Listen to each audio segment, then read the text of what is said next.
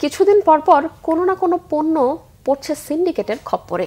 কখনো ডিম, পেঁয়াজ, রসুন, চাল, ডাল, তেল, এমনকি ডাব ও রোগীর পথ্য, স্যালাইনও বাদ যাচ্ছে না।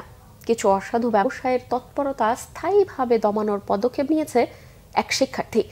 পণ্যের সরকারি নির্ধারিত দামের বেশি আদায় বন্ধে এই ছাত্রের তৈরি করা অ্যাপস কার্যকর ভূমিকা রাখবে বলে আশা তার। ইন্টারনেট ছাড়াও চলবে এই অ্যাপসটি। কয়েক কোটি মানুষ একযোগে ব্যবহার করলেও কমবে না এর গতি। বিস্তারিত ফরুক বাবুর রিপোর্টে। ইচ্ছামতো পণ্যের সরবরাহ নিয়ন্ত্রণ করে এবং দাম বাড়িয়ে মুনাফা অর্জন এখনো একদল ব্যবসায়ীর কবজায়। বাজারে পণ্যের কৃত্রিম সংকট তৈরির হোতাও তারা। অরাজনৈতিক অন্তর্বর্তী সরকার ক্ষমতায় আসার পরও যেন তারা অপ্রতিরোধ্য।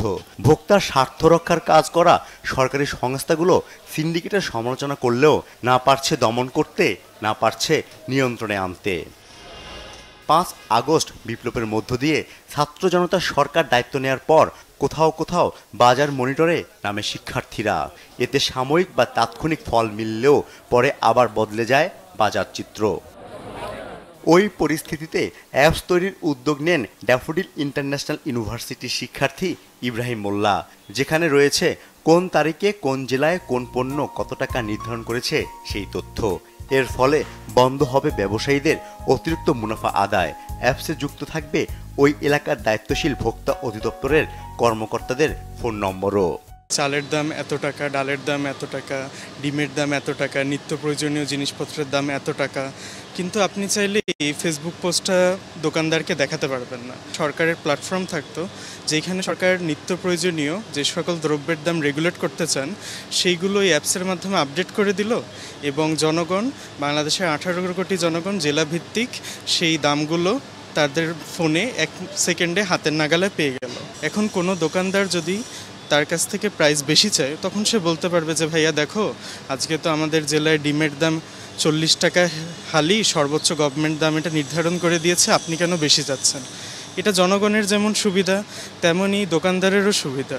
দোকানদার যখন তার ডিস্ট্রিবিউটরের কাছ থেকে ডিম কিনবে সে বলবে যে ভাইয়া আমার তো আজকে 40 টাকা আমি ম্যাক্স সেল করতে পারবো, তাহলে আপনি যদি আমাকে 45 টাকায় অফার করেন আমি এটা বেচবো কীভাবে।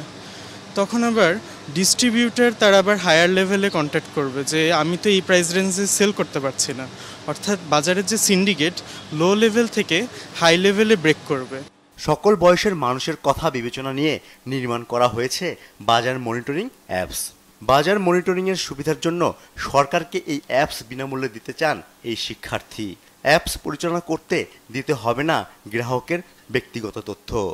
যখন কোনো সফটওয়্যার কোম্পানিকে গভর্নমেন্ট টেন্ডার দিবেন তখন ওরা আবার কি করে, পুরনো কোনো পণ্য যেটা আপনি অ্যাড আছে আপনি ওটা রেগুলেট করতে চাচ্ছেন না, ওগুলো রিমুভ করতে বা অ্যাড করতে তখন আবার সেই সফটওয়্যার কোম্পানিকে কিছু চার্জ দিতে হয়। কিন্তু সেই জায়গায় আমাদের এই অ্যাপসে আপনি কোনো নতুন পণ্য রেগুলেট করতে চান, আপনি আপনার ওই অ্যাপসের অ্যাডমিন প্যানেল থেকেই সরকার সেই পণ্যটা অ্যাড করতে পারবেন এবং যদি কোনো পণ্য রেগুলেট এখন না করতে চান সরকার তার এন্ড থেকেই অ্যাপটা রিমুভ করতে পারবে, খাদ্যের ক্যাটাগরিটা রিমুভ করতে পারবে। সুতরাং সরকারের কোনো সফটওয়্যার ডেভেলপার কোম্পানির সাথে কথা বলতে হচ্ছে না এবং সম্পূর্ণ স্বাধীনভাবেই সরকার এই কাজটা করতে পারবেন। বাজার মনিটরিং অ্যাপস ব্যবহারে সরকারের কোনো অর্থ খরচ হবে না, দরকার হবে না অতিরিক্ত জনবলের। ফরুক বাবু, বাংলা ভিশন, ঢাকা।